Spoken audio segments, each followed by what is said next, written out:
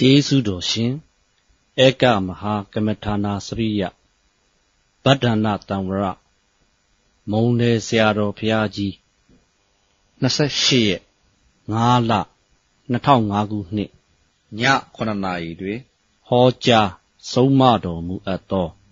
ခန္ဓာဉာဏ်ရောက်ဒိဋ္ဌိဖြုတ်ပရိစ္ဆသမုပ္ပါတရားတော်အမှတ်9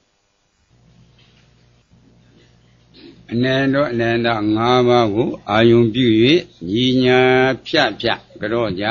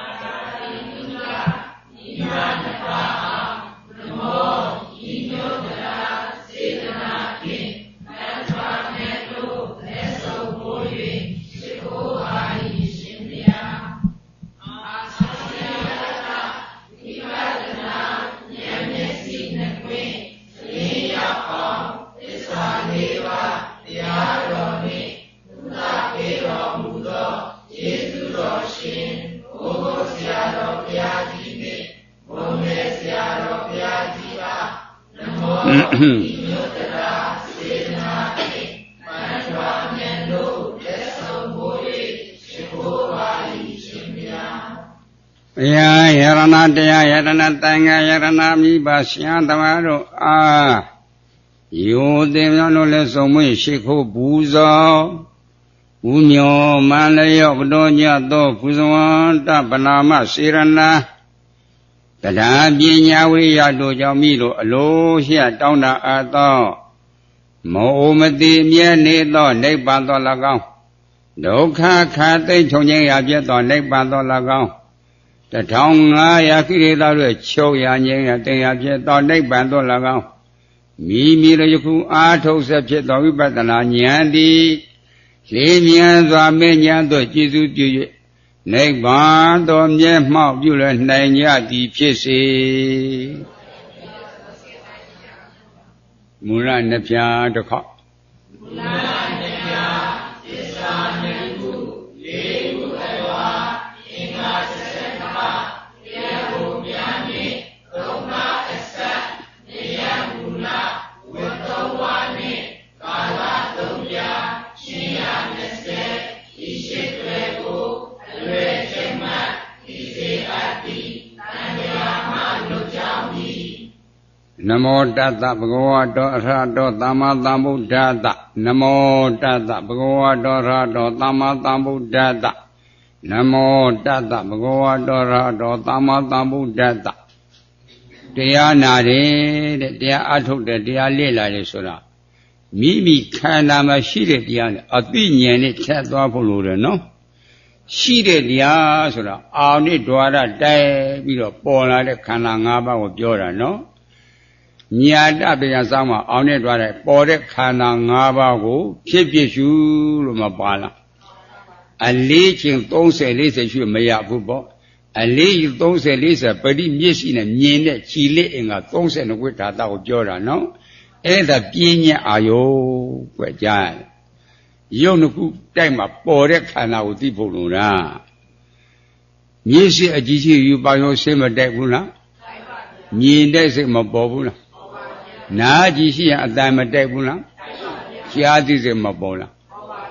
နားအကြည့်ရှိရင်အနတ်မတိုက်ဘူးလားနားသိစိတ်မပေါ်ဘူးလားလျှာကြည့်ရင်ချိုချင်းဆက်ရတာ၆ပါးရတာတဲ့မတိုက်လား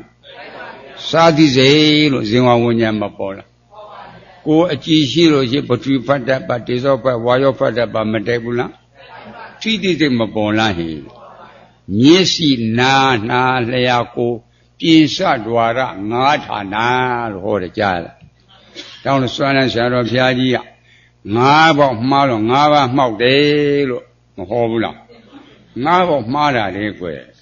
ငါးပေါက်မှားလို့ငါးပါးမှောက်တယ်စီစိတ်ဘမကောင်းလားကဲမျက်စိကြီးယူပါရောဆင်းတိုက်တယ်နော်ဆင်းရဝိညာဉ်မပေါ်လားအဲ့ဒါမြင်သိစိတ်လေးဟာရုပ်နှစ်ခုမတက်ခင်ဘေးရှိမှနေတယ်လို့လင်းညွှန်ကြံပြခြင်းကထိုက်ကြလားဖေဖန်နေတယ်လို့လင်းညွှန်ကြံပြခြင်းကထိုက်ကြလားကဲနှစ်ခုတက်တော့ပေါ်မလားလားအဲ့ဒီပေါ်လာတဲ့စိတ်လေးကိုအကောင်ထဲဟုတ်ကြလားချိန်ကြည့်တရွေသားရှိတဲ့နှွေသားရှိတဲ့ချင်းလို့ရရလားဒေဒီရှိတဲ့နှီးဒီရဲ့ချင်းလို့ရရလားချင်းလို့မရညမြင်တဲ့စိတ်လေးသဘောအနေနဲ့မထင်ရှားဘူးလားအဲ့ဒီစိတ်ကိုမြင်အောင်ကြည့်ကွယ်စဉ်းစားဖို့မကောင်းလားတဝေညင်တဲ့မြင်ပြီလို့ဖြစ်ကြလားမဖြစ်သူနဲ့သာသာတဖြစ်တဲ့ဝေဒနာတင်ညာစေရနာမပါလားအရှင်းလို့ခံစားတာလူလားဝေဒနာနဲ့လားဝေဒနာမြမလားဝေဒနာအရှင်းလို့မှတ်တာလူနဲ့မြမလားတင်ညာခံစားတယ်စစ်စောရမှတ်စားသူငါလားစေရနာဝေဒနာတင်ညာစေရနာသုံးခုပေါင်းတော့နာမေခန္ဓာ၄ပါးမပြီလားဤ၄ပါးပြည့်စုံမှမြင်သိသိဖြစ်တာနော်လူနဲ့မြမလားနာမေခန္ဓာ၄ပါးမျက်စိအကြည်ကလူဟုတ်ကြလားယူပါရောအရှင်းကလူဟုတ်ကြလားခန္ဓာဖွဲ့ကြတော့ယူပခန္ဓာမရလားနာမေခန္ဓာ၄ပါးနဲ့ယူပခန္ဓာပေါင်းဒါမျက်စိမှာပေါ်တာနော်လူလားခန္ဓာ၅ပါးနဲ့လားခန္ဓာ၅ပါးမြမလားခန္ဓာ၅ပါးကဲအဲ့ဒီခန္ဓာ၅ပါးကိုသိဖို့လိုတယ်ကြားရလားယုံကြည်ကြည်တဲ့အတန်လက်ခံဖို့လိုတယ်နော်ထင်ခဲ့တာကလူတွေ့တာကခန္ဓာ၅ပါးထင်တာကနဲ့တွေ့တာခန္ဓာ၅ပါးထင်တာကမြမတွေ့တာကခန္ဓာ၅ပါးအမှန်သိတော့အမှားကြောက်တယ်လို့မဟုတ်ဘူးလားတွေ့တယ်လားလူနဲ့မြမလားခန္ဓာ၅ပါးလူနဲ့မြမမတွေ့တာရှိလို့လားမရှိတော့မရှိရင်လူဆွဲနဲ့ဆွဲပြမဆွဲတာလူသိတယ်လားစဉ်းစားဖို့နော်တွေ့တဲ့တရားကလည်းအစွဲခံရလားမြင်ပြီးမပြည့်လားကြားပြီးမပြည့်လားအပြည့်ကိုသိတော့ခန္ဓာတွေ့သိရလားအဲဆွဲလို့ရရင်လားဟဲ့အနိစ္စလက္ခဏာဒုက္ခသစ္စာဒုက္ခလက္ခဏာဒုက္ခသစ္စာအနတ္တလက္ခဏာဒုက္ခသစ္စာလို့မဟုတ်ဘူးလားအဲ့လိုစိစိပို့လို့တယ်ကွယ်နော်သိမှပယ်နေတာမသိပယ်နေမှမလားတဲ့မြင်ဆဲလူနဲ့ဓမ္မလားခန္ဓာ၅ပါးကြားဆဲမျိုးရတိုင်းပြီလားခန္ဓာ၅ပါးခန္ဓာ၅ပါးလို့အမှန်တိဤခန္ဓာ၅ပါးတရားအပေါ်မှလူနဲ့ဓမ္မတ attva လို့အမှန်မှအတိမှအယူဆမှားတယ်မပြောက်လားအမှန်တိတော့အမှားမပြောက်လားအမှားပြောက်တယ်နော်အမှားပြောက်သက္ကာတိထဲမပြုတ်လား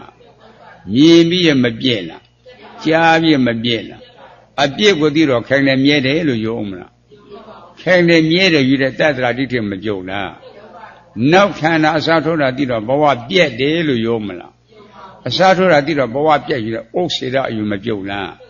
ခန္ဓာ၅ပါးခန္ဓာ၅ပါးအမှန်တိသက္ကာတိပြုတ်တယ်နော်တတ္တရာတိဥစ္စာတိသက္ကာတိပြောသောတာပန်ကွယ်သောတာပန်ဖြစ်ချမ်းသာစုကိုရပြီဘလောက်ထိချမ်းသာတယ်လဲစစ်စစ်ဖို့မကောင်းလားအမေရိကန်တိုင်းပြည်မှာရှိတဲ့ရွှေငွေကြောက်သံပရမများဆိုင်သမတပီလုံးရှိတဲ့ပစ္စည်းနဲ့တမိတ်ဖို့ရတဲ့အသိဉာဏ်နဲ့လှည့်နေပါမယ်တပီလုံးရှိတဲ့ပစ္စည်းကမအိုအောင်တက်နေရလားမနာအောင်တက်နေရလားမသိအောင်တက်နေရလားအိုနာသိမလွတ်ဘူးတမိတ်ဖို့ရတဲ့အသိဉာဏ်ကအပေကလွတ်ရမနေလားဟဲ့ ဆေးပြီးတော့ကြိုးစားတော်တပန်းကတရားကအနာကနာယံကိစ္စမပြီးနိုင်ဘူးလားဟိအဲ့လိုစိတ်သိပေါ်မကောင်းလားအဲ့ဒီအတိညာဏ်ကအဖို့တိုင်တာနော်ဒါကြောင့်လို့တမိတဖို့ရဖို့အင်မတန်ကျေးဇူးကြီးမှဧကမပန္တိတမောဆရာတော်ဘုရားကြီးကတရားသိဖို့နံပါတ်1စာဝတ်နိစ္စဖို့နံပါတ်2လို့ခဏခဏသတိမပေးလား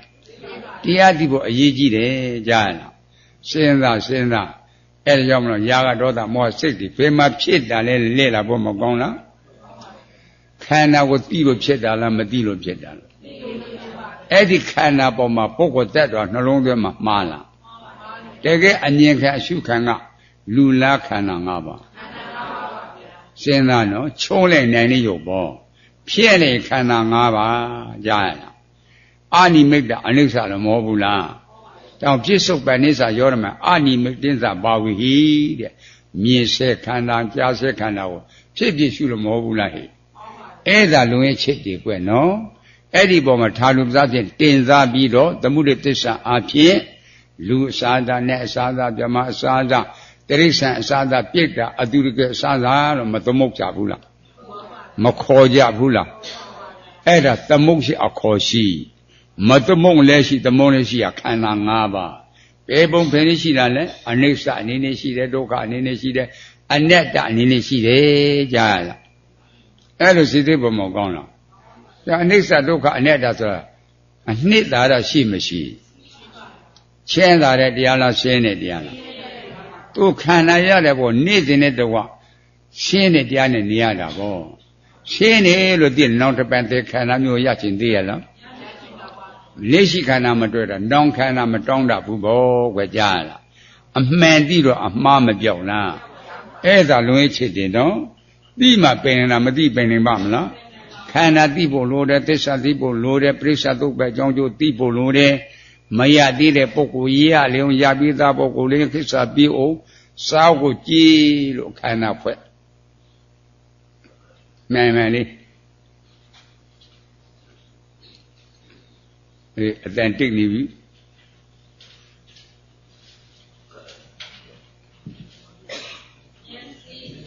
စိတ်ခု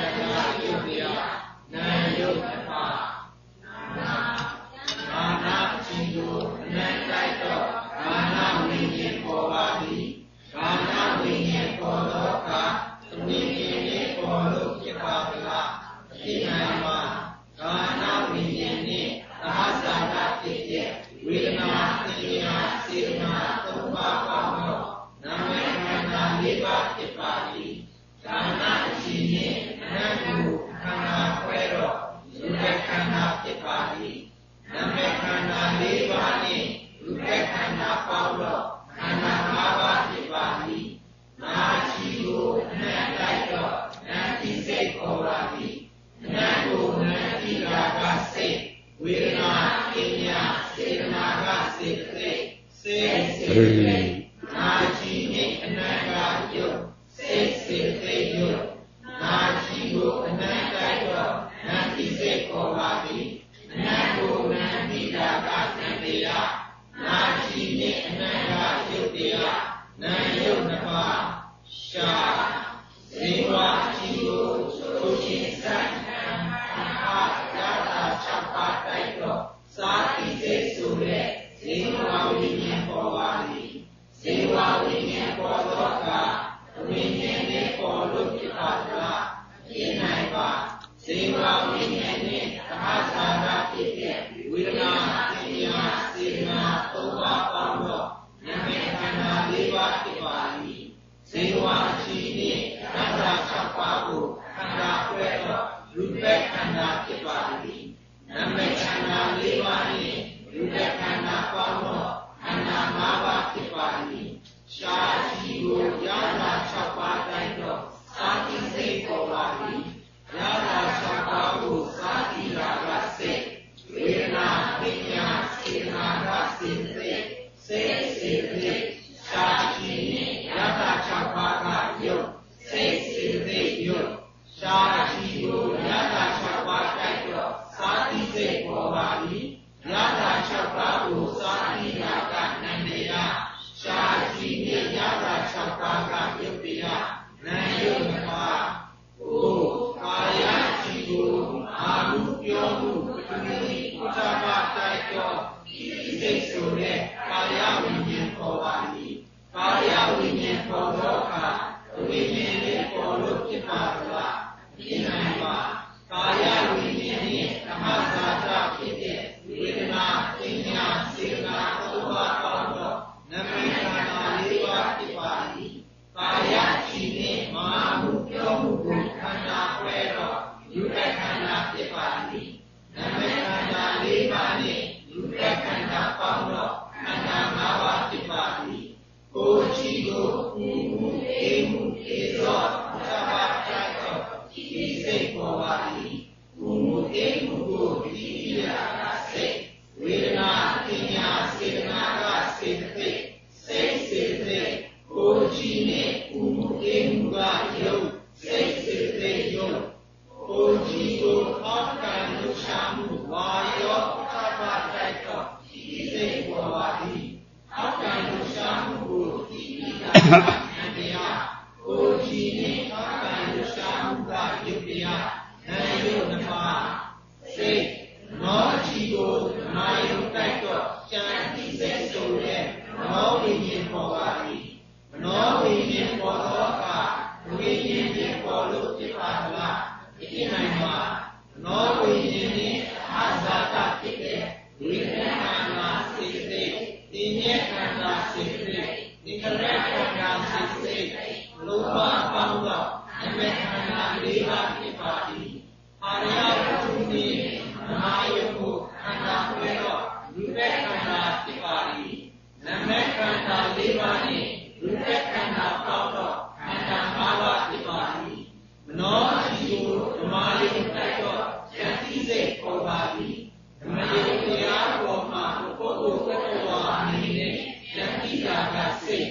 ဝေဒနာပညာစေတနာကစေတသိက်စိတ်စေတသိက်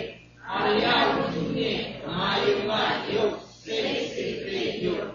နောကြည်ကိုဓမ္မယုတ်တိုက်တော့ယတိစိတ်ပေါ်ပါသည်ဓမ္မယုတ်တရားပေါ်မှာပုဂ္ဂိုလ်သတ္တဝါအနေနဲ့ယတိတာကနန္တရား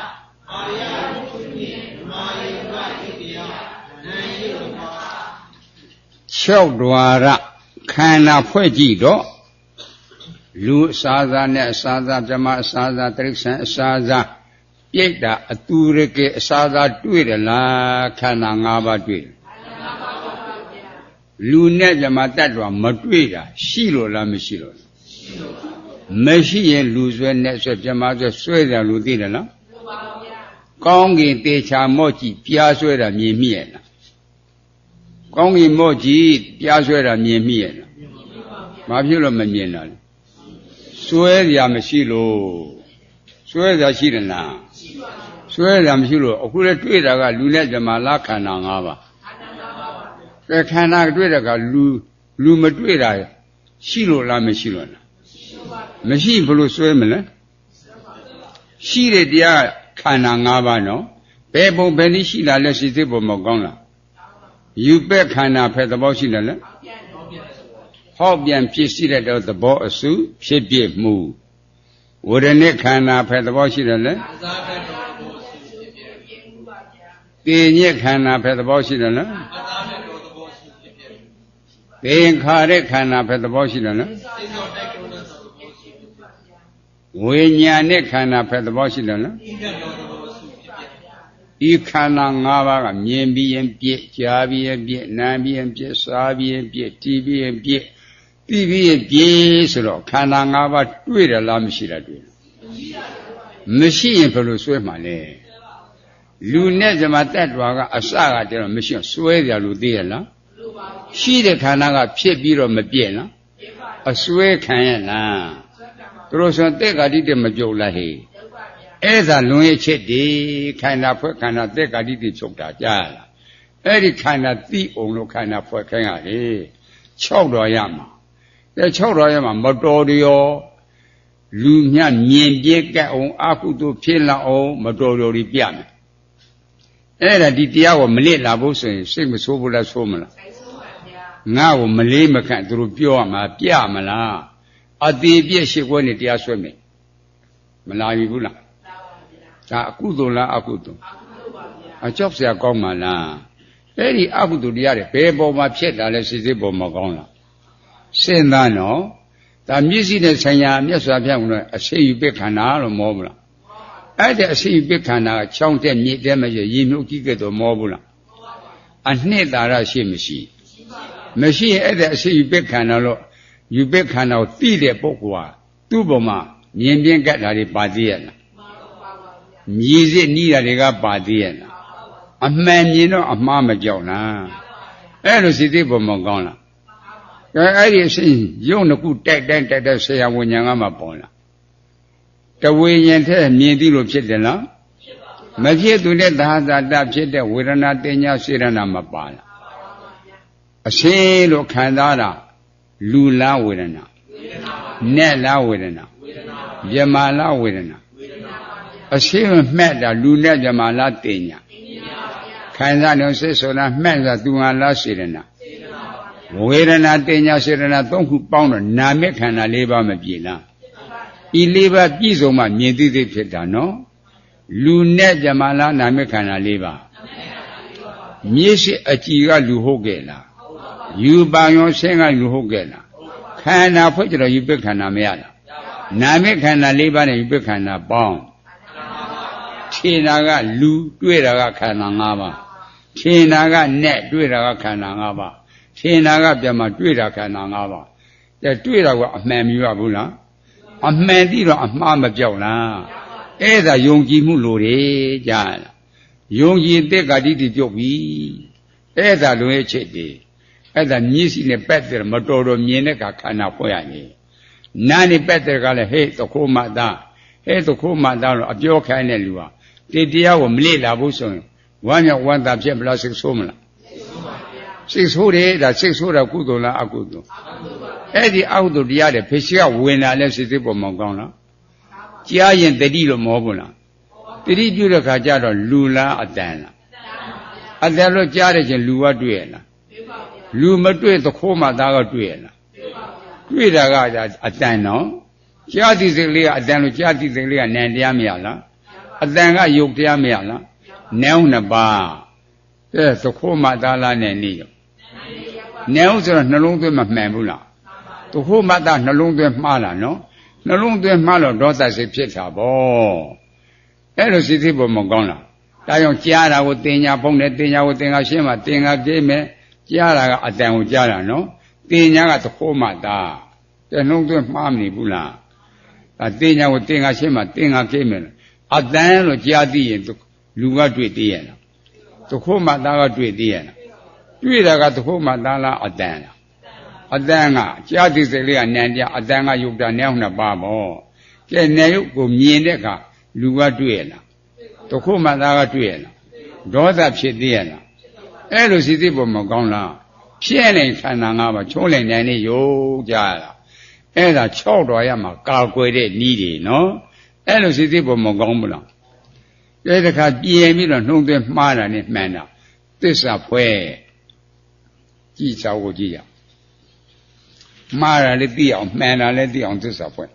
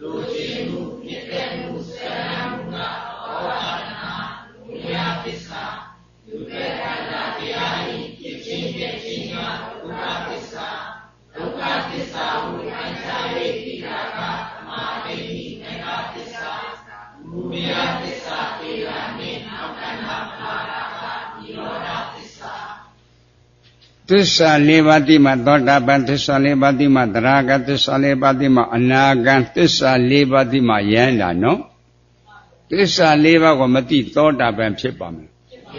သောတာပန်မဖြစ်ဘုရားယန္တာဖြစ်ပါမလား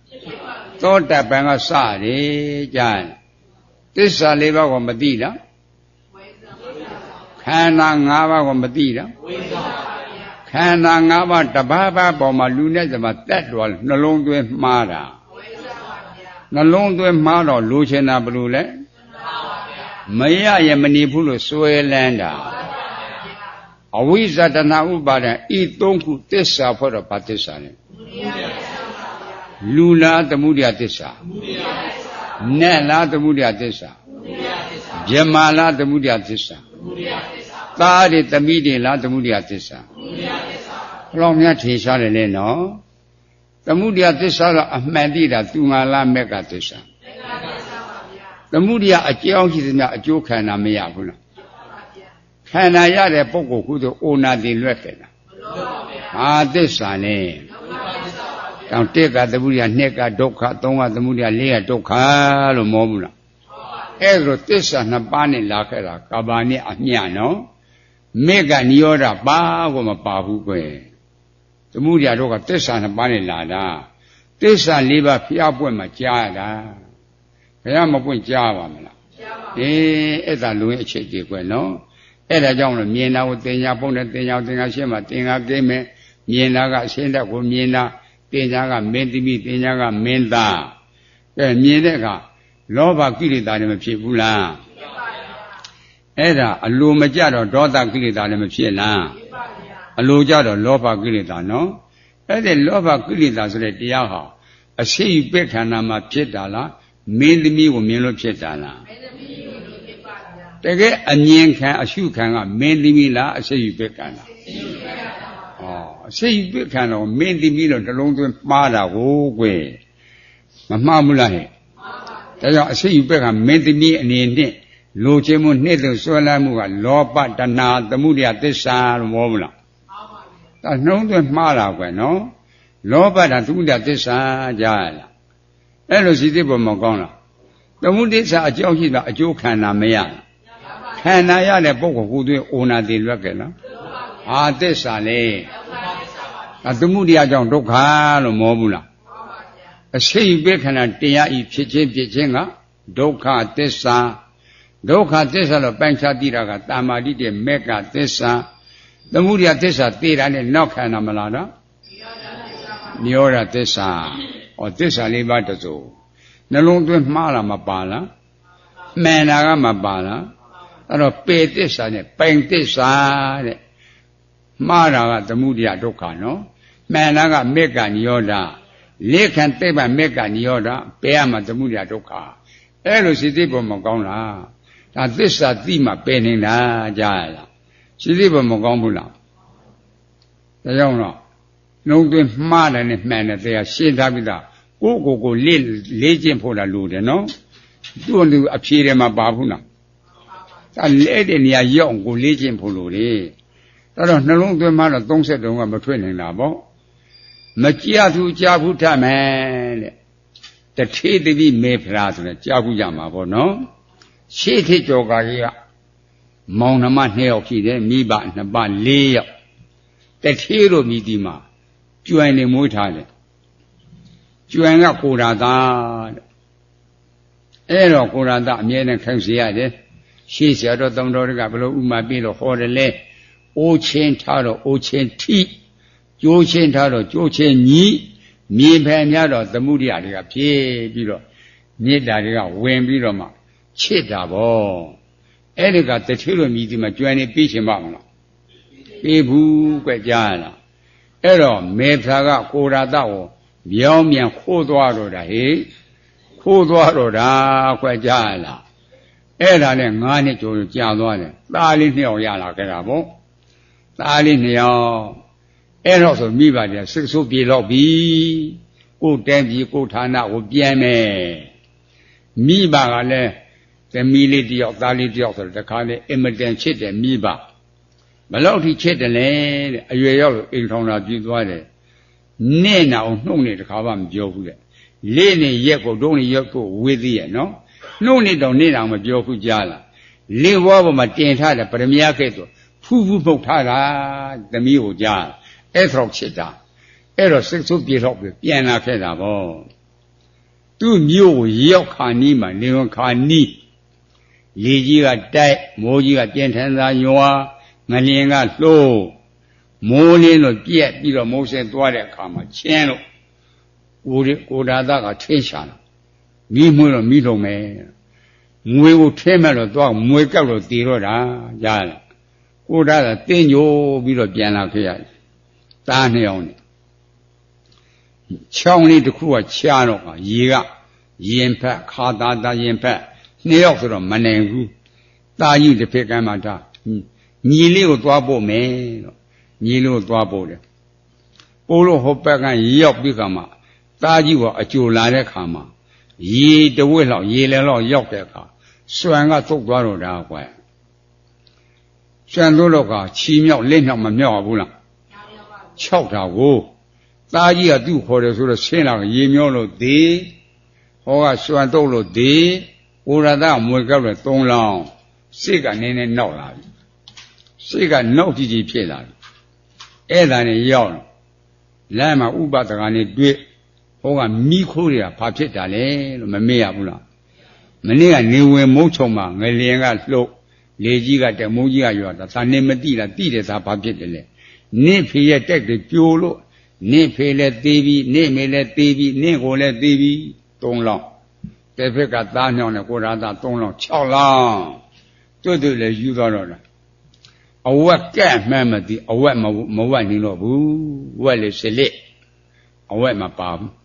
哎呀嘛么的，啥嘛么的，这天的米，原是接着来的你说啥不？对对了，遇到了。比如像遇到呢，没不么讲了，打地了打我摔的怎么的呀？连地了连摔怎么的呀？米把地了米把摔的怎么的呀？怎么的呀？要多看了毛不了，怎么的呀？多看。哎，咱呢，在那点呢，面上边一个老面几个，在地上训练了年关有个骗进来的，那骗不如全法嘞，没骗我多年。下面个也有别碰那的多嘞，这三里边第二的好来人，讲了领养保不着，每年碰见一样的，哎的年家嘛，这样买的就1000把嘞，这样现在不是在这个比那边。来嘛，五百多个人对，嘿，有嘛没骗啦，你要陪我来几人，买来几门面呢，怕骗的嘞。你要说骗第二号嘛，对吧？第二就1000把嘛，哎，这就第二那些500多个们全部了，培养单第二单加着好，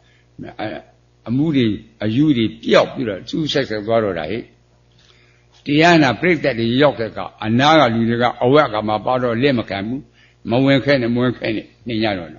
你那个面上边冒起来的，没法面呢，切的没法，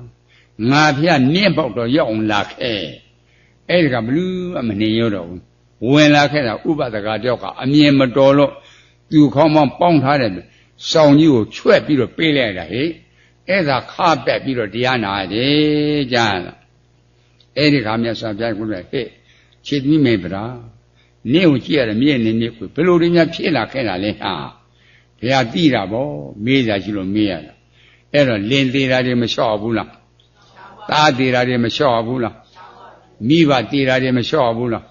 高低了的么小不了。哎个没拍么那不，连过大大俺呢就叫帮助市场开了，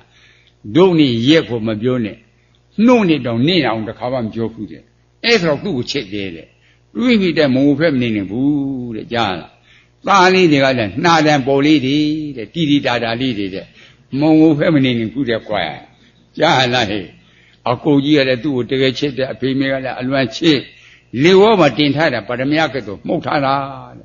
哎啦，毛片里不的，你们地路我的地毛片没地拍起没来片。过年将过地了吧，米把将来地了吧，大将来地了吧，白么地不稀吧么嘞？年长的手里别你啦，年长的手别你啦，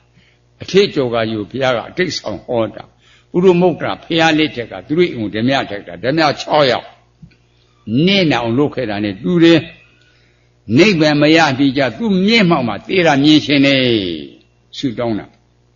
哎，这培养手头不那么对的不孬。高山高那干啥吧？我他妈年岁比较大，那家嘛，一点5个，都收到嘛，逼着啦，人家家了。现在我们讲了，哎，都毕业了，这个上去了个，连过了咱啦，怎么样了？米班那巴啦，怎么样了？锅鸡啦，怎么样了？大鸟啦，怎么样了？怎么样有怪？现在我们讲了，后来我帮着市场开的，都人家鸟没变。家了嘿，真好哦！我别个来来地下哦，真好喏。这面的贵，这面的多，你来爸爸，我1么多了，1多年多嘞，对的个这个包地啦，我家了。哎，这人偏心，我说面几个，看那俺们他妈有别看那么巴不了。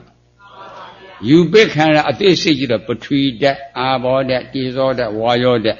不吹个马的得包，标的得包，阿包个破西的得包，有水的得包，地上个布的得包，一的得包，我有个超干的多，手下的得包，古扎大拿的几类吧，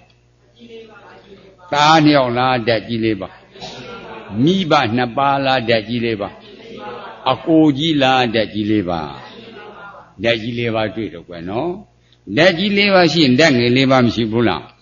弯呐干呐压大熬啥。完了，米是那什么那新的，干那难的，秋天山把压大草把压大的， khandaကိုတည်းနဲ့ကြီးထွားတာဩဇာတဲ့လို့မဟုတ်ဘူးလားတက်ငင်က၄သွေတက်ကြီးက၄ပါးပေါင်းလို့တော့တက်၈ပါးမရလားကိုဒါသလားတက်၈ပါးသားညောက်လားတက်၈ပါးမိဘ2ပါးလားတက်၈ပါးအကိုကြီးလားတက်၈ပါးတက်၈ပါးအချင်းချင်းထိတဲ့ကအတန်မပေါ်လားနှစ်ခုထိတဲ့ကမပေါ်ဘူးလားနဝကလက်အကုခုတော်ယောလို့မဟုတ်ဘူးလားအဲ့ဒါခန္ဓာဖို့ယူပိခန္ဓာမရလားကိုဒါသလားယူပိခန္ဓာသားညောက်လားယူပိခန္ဓာအကိုကြီးလားယူပိခန္ဓာမိဘ2ပါးလားယူပိခန္ဓာယုတ်နှစ်ခုတိုက်တိုင်းဆရာဝဉ္ဉဏ်မပေါ်လားဆရာဝဉ္ဉဏ်တဝေဉ္ဉဏ်ထက်ပေါ်လို့ဖြစ်ကြလားသူနဲ့သာသာတတ်ဖြစ်တဲ့ဝေဒနာတင်ညာစေရနာမှာပါလားနာမခန္ဓာ၄ပါးအဲ့ဒီနာမခန္ဓာ၄ပါးအလိုလိုဖြစ်တာလားအကြောင်းကြောင့်အကျိုးတရားပေါ်တာနာမခန္ဓာ၄ပါးအကြောင်းရှာကြတော့ယုတ်နှစ်ခုပေါ့ယုတ်နှစ်ခုကအကြောင်းရှာကြတော့ကံစိတ်ဥဒုအာဟာရမဟုတ်ဘူးလားကံကြောင့်ဖြစ်တဲ့ယုတ်ဥရဖြစ်ကြောင့်အာဟာရဖြစ်စိတ်ကြောင့်ဖြစ်တဲ့ယုတ်နှစ်ခုအကြောင်းရှာရကံစိတ်ဥဒုအာဟာရနာမခန္ဓာ၄ပါးအကြောင်းရှာကြတော့ယုတ်နှစ်ခုအဲ့လိုစိတ်သိဖို့မကောင်းလားအကြောင်းအကျိုးသိဖို့မလိုလားအကျိုးတွေကသိတော့ဒိဋ္ဌိမပြုတ်လားအကြောင်းတွေကသိတော့ဝိသိကိစ္စမချုပ်လားအကြောင်းအကျိုးသိတော့ဒိဋ္ဌိဝိသိကိစ္စမပြုတ်လားအတိနဲ့ပြုတ်စုလာသောတာပန်အပွားနဲ့အပယ်နဲ့ကြောင့်မသောတာပန်လို့မဟုတ်ဘူးလားအဲ့လိုမြတ်စွာဘုရားကဟောတယ်နော်အဲ့ဒီဟောလို့ပြီးတဲ့ခါကျတော့ခြေသမီးမေဗရာဟဲ့အယူမအဲ့လိုခေါ်တာငါဘုရားပေးတဲ့ဝိဇ္ဇာဆိုတဲ့မြင့်မှန်နဲ့တက်ပြီးတော့ကြည့်လိုက်စမ်းမြေဝိဇ္ဇာမြင့်မှန်တက်ကြည့်တော့ကိုယ်တာသားကိုမြင်တာလားအရှင်းကိုမြင်တာသားနှစ်ယောက်ကိုမြင်တာလားအရှင်းကိုမြင်တာမိဘ2ပါးကိုမြင်တာလားအရှင်းကိုမြင်တာအကိုကြီးကိုမြင်တာလားအရှင်းကိုမြင်တာကိုရသထင်တော့ဘုရားပေးတဲ့ဉာဏ်လေးနဲ့ပုတ်ကြည့်တီးကြည့်အဲ့လိုပုတ်ကြည့်တီးကြည့်တဲ့ကကိုရသတွေ့မလားအတန်လားသားနှစ်ယောက်လားအတန်လားမိဘ2ပါးလားအတန်လားအကိုကြီးလားအတန်လားကဲမေဖရာချစ်သူမေဖရာကိုရသထင်တော့တေးရှားကြနန်းကြည့်တယ်နန်းကြည့်တဲ့ကိုရသတွေ့မလားအနံ့တွေ့မလားသားနှစ်ယောက်တွေ့မလားအနံ့တွေ့မလားမိဘ2ပါးတွေ့မလားအနံ့တွေ့မလားအကိုကြီးတွေ့မလားအနံ့တွေ့မလားကိုရသထင်တော့ရှာလေးနဲ့ရေးကြည့်တယ်မခံရဘူးလားငန်ပြမတွေ့လားကိုရသလားရတာတဲ့သားနှစ်ယောက်လားရတာတဲ့မိဘ2ပါးလားရတာတဲ့အကိုကြီးလားရတာတဲ့ငန်ပြရတာတဲ့ပေါ့ကဲသူထင်တာတွေတွေ့သေးရလားဆံပြားကချီပြချီပြကဆံပြအနုလုံးဘဒုလုံးကိုရသထေလို့ဘုရားပေးတဲ့ဉာဏ်လေးနဲ့ကံစမ်းကြည့်ပူနွေးနွေးမတွေ့လားကိုရသလားတိဇောတဲ့တနည်းအားဖြင့်အေးတာမတွေ့လားကိုရသလားတိဇောတဲ့ပူရာဩနတိဇောအေးတာတိတတိဇောဘောကိုရသလားတိဇောတဲ့သားနှစ်ယောက်လားတိဇောတဲ့မိဘ2ပါးလားတိဇောတဲ့အကိုကြီးလားတိဇောတဲ့ပူတယ်အေးတယ်လို့သိတာသူငါလားကာယဝိညာဉ်တဝိညာဉ်ထိလို့သိလို့ဖြစ်ကြလားမဖြစ်သူနဲ့သာသာတဖြစ်တဲ့ဝေဒနာတင်ညာစေရနာမှာပါလား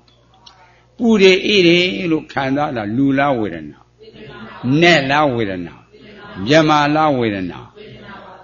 ဝေဒနာပဲတွေ့တယ်နော်ပူတယ်အေးတယ်လို့မှတ်တာလူနဲ့မြမလားတင်ညာခံစားနေအောင်ဆက်စောတာမှတ်နေအောင်ဆက်သူငါလားစေရနာ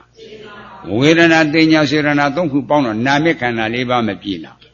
ဒီ4ပါးပြည့်စုံမှထိတိသိဖြစ်တာကိုရသလားနာမခန္ဓာ4ပါးသားညောင်လားနာမခန္ဓာ4ပါးမိဘ2ပါးလားနာမခန္ဓာ4ပါးအကိုကြီးလားနာမခန္ဓာ4ပါးကာယအကြည်ကကိုရသဟုတ်ကြလားပူမှုအေးမှုကကိုရသဟုတ်ကြလားခန္ဓာဖြစ်ကြတော့ယူပိခန္ဓာမရလားနာမခန္ဓာ4ပါးနဲ့ယူပိခန္ဓာပေါင်းကိုရသလားခန္ဓာ5ပါးသားညောင်လားခန္ဓာ5ပါးမိဘ2ပါးလားခန္ဓာ5ပါးအကိုကြီးလားခန္ဓာ5ပါးဟောခန္ဓာပဲတွေ့ပြီနော်အဲ့လိုစိတ်စိတ်ပေါ်မကောင်းလားမေဖရာယူတာခန္ဓာ5ပါးပေါ်မှာယူတာလားကိုရသလို့မြင်လို့ယူတာလားတကယ်အမြင်ခံအရှုခံကိုရသလားခန္ဓာ5ပါးသားညောင်လားခန္ဓာ5ပါး မိဘနှစ်ပါးလားခန္ဓာ၅ပါးအကိုကြီးလားခန္ဓာ၅ပါးကဲခန္ဓာ၅ပါးလို့တွေ့သွားပြီနော်ကဲကိုယ်ဓာတ်တွေ့သေးရလားသားနှစ်ယောက်ကတွေ့သေးရလားမိဘနှစ်ပါးကတွေ့သေးရလားအကိုကြီးကတွေ့သေးရလားဘာဖြစ်လို့မတွေ့တာဘာလို့မတွေ့တာလဲမရှိလို့မရှိဘူးဆိုတော့လုံလောက်ဘလို့ကတိတ်တိတ်ခံနေလေခန္ဓာ၅ပါးကတိတ်တိတ်မခံလားကဲသူတို့ဆိုမေဖရာအယူမပြောက်လားဟေးစဉ်းစားနော်အယူပြောက်သွားပြီကြွက်ကြားလားတရားအစစ်အမှန်တွေ့တော့အယူပြောက်တာမထင်ရှားလားတရားအထုတ်လို့ယူတယ်ဆိုတာတရားမမှန်လို့ယူတာကွယ်စဉ်းစားဖို့မကောင်းလားအစစ်အမှန်တွေ့တော့အယူပြောက်တာမေဖရာကတိတ်တိတ်မခံဘူးလားအဲ့ဒါမြင်တာကိုတင်ကြဖုံးနဲ့တင်ကြရှင်းမှတင်ကြကိမဲ့မဟောဘူးလားဟဲ့မြင်တာကခန္ဓာ၅ပါးတင်ကြကကိုယ်ဓာတ်သားတစ်ယောက်မလားဘူးလားစင်စစ်အဲ့လိုစီသိဖို့မကောင်းလားခန္ဓာ၅ပါးတော့သိတဲ့အချိန်ကိုယ်ဓာတ်တွေ့သိရလားကဲ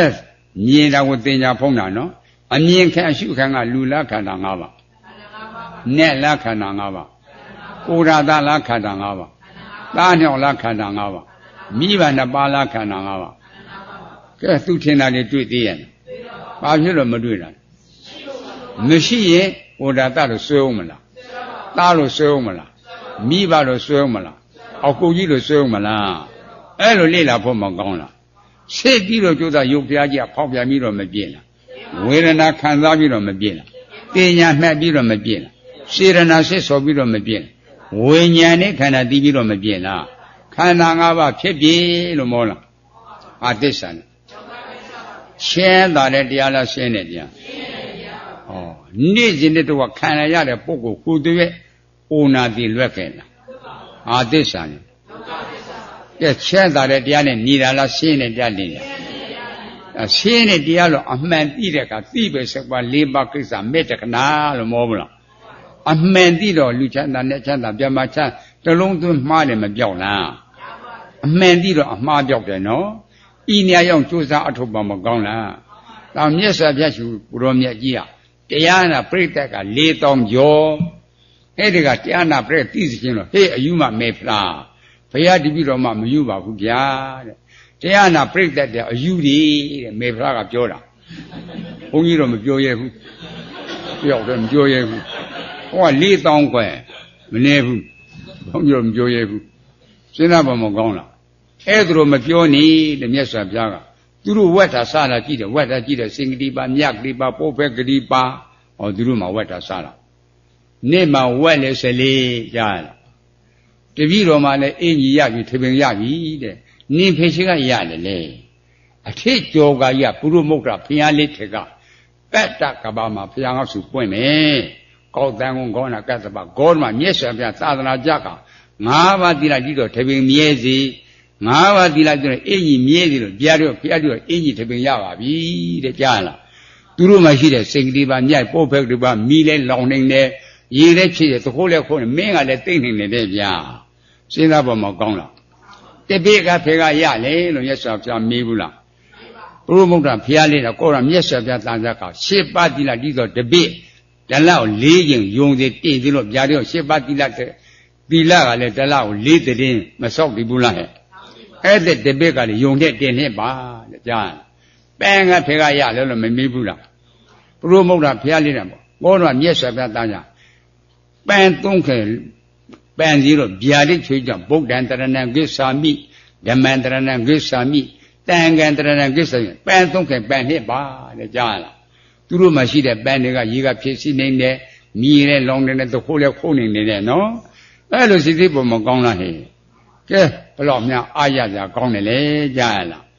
အဲ့ဒါနဲ့ရောင်းရင်တိတ်နေလို့မနေစိတ်ပြီးတော့ကြိုးစားလို့မောမလားစိတ်ပြီးတော့ကြိုးစားသောတာပန်ကသရဂံကအနာဂံယံခိစ္ဆာမပြီးလားဟဲ့ကဲတရားအစစ်ကိုတွေ့တော့ယံခိစ္ဆာပြီးသွားနေတော့ဒါမြတ်ကြားလားအဲ့လိုစိတ်သိပုံမကောင်းလားဒါကြောင့်ဆွမ်းနဲ့ဆရာတော်ကြီးက9ပေါက်မှားလို့9ပါးမှောက်တယ်လို့မောဘူးလားမြည်စီပေါက်ကကိုရာသကိုမြင်တာသားနှစ်ယောက်ကိုမြင်တာတကယ်အမြင်ခံကကိုရာသလားခန္ဓာ5ပါးသားနှစ်ယောက်လားခန္ဓာ5ပါးမိဘ2ပါးလားခန္ဓာ5ပါးအကိုကြီးလားခန္ဓာ5ပါးကဲ ကိုယ်တာတလို့မြင်တာသားနှောက်လို့မြင်တာအကိုကြီးလို့မြင်တာမိဘလို့မြင်တာစိတ်ဖို့မကောင်းလားဟဲ့အဲ့ဒါ၅ပေါက်မှာမှားနေတာ၅ပေါက်မှာတော့၅ပါးမှောက်တယ်လို့မဟုတ်ဘူးလားကျွမ်းတော်သရုပ်ဆန်နဲ့ပိတ်လေသွားလားမှောက်ရင်သွားလားကျွမ်းတော်သရုပ်ဆန်နဲ့ပိတ်လေသွားတာလားမှောက်လို့သွားတာလားဩ၅ပါးမှောက်တာဟေးအဲ့လိုစိတ်ဖို့မကောင်းလားအဲ့တော့မြင်တာကိုတင်ညာဖုံးတယ်ကြားတာကိုတင်ညာဖုံးတယ်နာတာကိုတင်ညာဖုံးတယ်စားတာကိုတင်ညာဖုံးတယ်ထိတာတင်ညာဖုံးတယ်တင်ညာကိုတင်ငါရှင်းမှတင်ငါကင်းတယ်လို့မဟုတ်ဘူးလားကဲလျာနဲ့ပတ်သက်ပြီးတော့မှလူတကာကြိုက်တဲ့နှင်းစီခိုင်ကြစ်ပေါင်းကျော်စားလိုက်ကြအောင်စို့ကြားလားကြစ်သားစားရကြစ်သားစားလိုက်တာကြစ်သားတွေ့တာလားစိတ်နဲ့ရတာတွေ့စိတ်နဲ့ရတာတွေ့တယ်နော်အဲ့ဒီစိတ်နဲ့ရတာကိုသေချာလေ့လာကြည့်လင်းနဲ့ကန်ဆက်ကြည့်တွေ့ပါမလားတွေ့ပါဗျာမျက်စိကကြည့်ငါမြင်ရမှာမမြင်ပါဗျာနည်းကြည့်ငါတွေ့ပါမယ်တွေ့ပါဗျာလျှာနဲ့ကြတော့မသိနိုင်ဘူးလားသိနိုင်တယ်ကွကြားလားကဲသဘောအနေနဲ့မထေရှားဘူးလားဟဲ့ကဲလို့တွေ့လို့မရမျက်စိနဲ့ကြည့်လို့သဘောအနေနဲ့စားကြည့်တကလျှာနဲ့ကြတော့စိတ်နဲ့လို့မသိနိုင်ဘူးလားစိတ်နဲ့လို့သိတယ်နော်အဲ့ဒီစိတ်ဆိုတဲ့ယူပဲခန္ဓာတရားပေါ်မှာကြစ်ပေါင်းကျော်အနေနဲ့စားခြင်းမို့တဲ့တဲ့မို့လောဘတဏှာသမုဒယသစ္စာကြားလားစိတ်ရတာယူပဲခန္ဓာတရားပေါ်ကြက်သားဝက်သားအနေနဲ့စားခြင်းမို့တဲ့တဲ့မို့ဆွဲလန်းမှုကလောဘတဏှာသမုဒယသစ္စာသမုဒယသစ္စာအကြောင်းရှိတော့အကျိုးခန္ဓာမရတော့ခန္ဓာရဩနာတင်လွက်ခဲ့တာဟာသစ္စာလေသမုဒယဒုက္ခလို့မဟုတ်ဘူးလားအဲ့ဒါနှလုံးသွင်းမှားတာဝဲနော်စိစိပုံပေါကောင်းလားစိတ်ရတာယူပဲခန္ဓာတရားဤဖြစ်ချင်းပြစ်ချင်းကဘာသစ္စာလဲဒုက္ခသစ္စာလို့ပိုင်းခြားလို့သိတာကသမုဒယသစ္စာသိတာနဲ့နောက်ခန္ဓာမလားကဲစာရင်းနဲ့သစ္စာ၄ပါးတစုံကွက်ကြားလားအခုလူတွေကထိုင်တာတစ်ခုထဲပါလားလုတ်တာစာရင်းနဲ့အလုံးလုတ်ပါလားလို့မျက်စိနားနှာလျှာကိုယ်စိတ်မဟောဘူးလားစားလာတော့မလို့ကောင်းပြီကြားလားပြင်းကိုဟောခွက်ကိုကြည့်လိုက်တဲခွက်ကိုကြည့်လိုက်ကြည့်တော့တာစဉ်းစားပါမကောင်းလားကဲစားတဲ့ကလည်းမလို့ကောင်းဘူးလားထိုင်တဲ့ကမလို့ကောင်းဘူးလားစဉ်းစားထိတိမိမဲ့သဘောပေါက်6လွာရခွဲအဲ့လိုလေ့လာဖို့မကောင်းဘူးလားကဲ6လွာရလွတ်လို့တရားရှာပြရှိသေးရဲ့လားတခြားရှိသေးရဲ့လားရှိဘူးကွရုပ်နှစ်ခုတိုက်တဲ့ပေါ်တဲ့စိတ်ကလေးကိုမြင်အောင်ကြည့်နှစ်ခုတိုက်တော့မြင်တဲ့စိတ်မပေါ်လားအဲ့ဒါအရှိတရားလားအဖြစ်တရားလားအဖြစ်တရားအရှိတရားမဟုတ်အဖြစ်တရားအဖြစ်တရားအဖြစ်တရားဒီတော့ဘာများအကျိုးရှိတယ်လဲစိတ်ပေါ်မှာကောင်းလားစိတ်ရှိတယ်လို့မယူကြဘူးလားပြီးတဲ့စိတ်လေးရှိတယ်လို့မယူဘူးလားပြီးတဲ့စိတ်ရှိတယ်လို့ယူကြတာနော်ပြီးတဲ့စိတ်ကရှိတာမဟုတ်ဘူးကြွက်ကြလားရုပ်နှစ်ခုတိုက်မှာပေါ်တာဟောညာဖြစ်လက်ထဲမှာအတန်ရှာကြည့်တွေ့ပါမလားဘယ်ဖြစ်လက်ထဲမှာရှာကြည့်တွေ့ပါမလားရုပ်နှစ်ခုတိုက်တော့အတန်မပေါ်လားအဲနှစ်ခုတိုက်မှာပေါ်တာနော်ဤပမာဏကဲ့သို့မျက်စိအချက်ယူပေါင်းဆက်တော့မြင်တဲ့စိတ်လေးမပေါ်လားငါကိုရှိနေတာဟုတ်ကဲ့လားအဲ့တော့အဖြစ်တရားသိတဲ့စိတ်လေးကအဖြစ်တရားသို့တော့ခန္ဓာကိုမှမပုတ်အောင်မတုံစောင့်ရှောက်နေတာဘဝင်စိတ်တော့မရှိပြီဘူးလားအဲ့ဒါသိတဲ့တရားဟုတ်ကဲ့လားကဲလူတယောက်ကအိပ်ပျော်နေတဲ့လူကိုဓာတ်နဲ့ခုတ်တက်မလို့လာမယ်ကဲခုတ်တဲ့လူကသိမသွားဘူးလားသိတဲ့စိတ်ကရှိထားပြောမှာကွယ်သိတဲ့စိတ်ကငါမခုတ်နဲ့ပြောမှာပေါ့ထွေးပြေးမှာပေါ့သိတဲ့စိတ်ရှိရလားအိပ်ပျော်တဲ့စိတ်ကြားလားဘဝင်စိတ်သိတဲ့စိတ်ဟုတ်ကဲ့လားအဲ့ဒါကောမလားအဖြစ်တရားသိဖို့အဖြစ်တရားသိတော့ဘာကျေးဇူးရှိလဲအသိရှိတယ်လို့ယုံမလားလိပ်ပြာရှိတယ်လို့ယုံမလားလူရှိတယ်နဲ့ရှိတယ်လို့ယုံမလားကဲအဲ့လိုဆိုတော့အဖြစ်တရားသိတော့လူဆွေတိတိနဲ့ဆွေတိတိအသိလိပ်ပြာရှိတဲ့အယူတွေမပြောက်လားအဲ့လိုဇိပုတ်လို့တယ်နော်ကဲဖြစ်ပြီးမပြည့်လားအပြည့်ကိုသိတော့ခိုင်နေမြဲတယ်လို့ယုံမလားတသရာဒိဋ္ဌိမပြုတ်လားနောက်ခန္ဓာအစားထိုးတာသိတော့ဘဝပြည့်တယ်လို့ယုံမလားအစားထိုးတာဘဝပြည့်တယ်ဥစ္စေရအယူမပြုတ်လား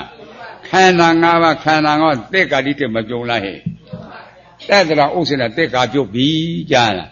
ဤညာရောက်ကြိုးစားအထုတ်ကြလားကြားဘူးမှနာဝတရားရတယ်ကွမြတ်စွာဘုရားဟောတာဟ好的，路里没身上，你地多的乌鸦，面片细的路，面片野的路是对了。这种东西了喏，后来撇，这抽叫都撇的了。然后来的下来皮啊，把人买过内人面里没追加，内人面里没追的，内人追了没对加的加了。后妹妹个来多的路拿的，拿的哇拿的，这都人家的啦为着呢。哎，都靠为着呢，都靠为着呢，过嘛包的好么好？都靠这山啦，都靠为着呢。都看这什么物，都看为人呐。这这说白，人来丢了，家里别多了，哪有老家的带咱们多不了？都看为人呐，过嘛包的毛不了。哎，他年人撇的了，谁看着看了？哎，的路上哪路上妹妹，这啥的路上到大半地面上，生活路的工具下讲的，生活在哪里？啊，那嘿，哎，路来了不么讲了？撇把这啥呢？对。欠他的白了，我车领了标说话这个怪，对，好个边路标路也了，钱呢买没你不了，爱他个地不路了，面爱他地不路了，地嘛变成了，一年用就上20家，那一个10多个国家了喏，给提前看那个撇把这啥呢？第二个。那看那么来了，为啥多过分的过去？这为人分的吧？哪里一些多一个，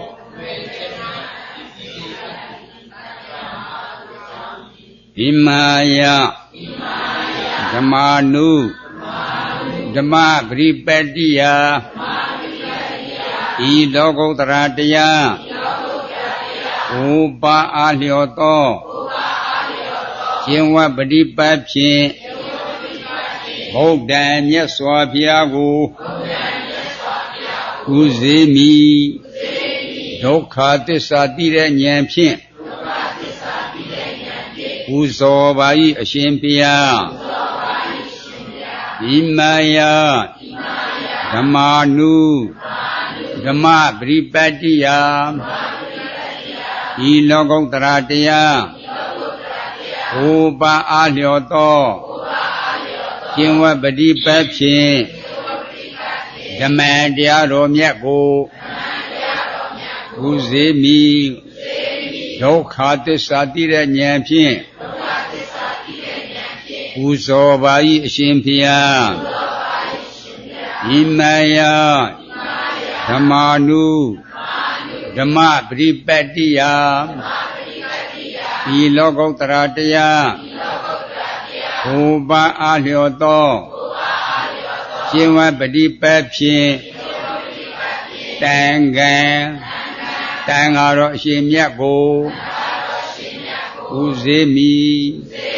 都卡的杀敌的年品，故所把一心平呀，一个多有龙二多。ဒါနကုသိုလ်သီလကုသိုလ်ဘာဝနာကုသိုလ်အဋိဋ္ဌံကုသိုလ်ပါရမီကုသိုလ်ဝိပဿနာ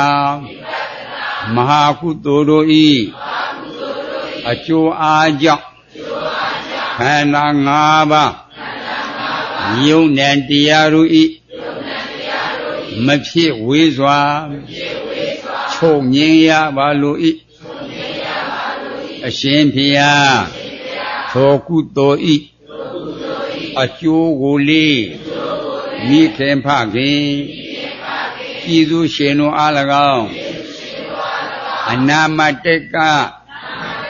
ကန္တရာမှစ၍တော်ဆက်ခဲ့ဘူးသောမိခင်ဖခင်ပြည်သူရှင်အပေါင်းတို့အား၎င်းအာစရိယာနိစ္စဆရာသမားတို့အား၎င်းဤမာတံပရိသနိစ္စတရားနာစီဝေတုချွာရောက်လာကြကုန်သောတရားနာပရိသတ်တို့အား၎င်းယ ရေမြေတနည်းပြည့်ရှင်မင်းတို့အား၎င်းရေတနည်းယမမင်းတို့အား၎င်းကိုဆောင်နဲ့အင်းဆောင်နဲ့ကျောင်းဆောင်နဲ့ဓမ္မယုံဆောင်နဲ့ဘုံမစိုးနဲ့ယုတ်ခစိုးနဲ့အာဂတစိုးနဲ့တော်ဆောင်နဲ့တောင်ဆောင်နဲ့ရွာဆောင်နဲ့မျိုးဆောင်နဲ့သာသနာတော်ဆောင်နဲ့စတုလောကပါဠနာမည်ကြီးမှစ၍31ဘုံကျင်လီကြကုန်သောဝေနီယဒုခိတဒေါခိတတတ္တဝါအပေါင်းတို့အားမာဇေယာမ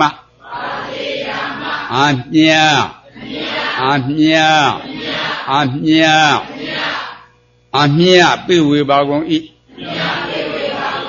အမြရကြသည်ဖြစ်၍အိုစိတ်နှဖျားကျမ်းမာချမ်းသာလောအင်ဆန္ဒ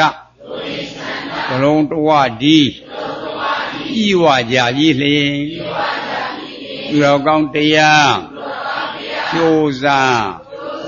ပွားများအာထုတ်နိုင်လွယ်ကြသည်ဖြစ်စေ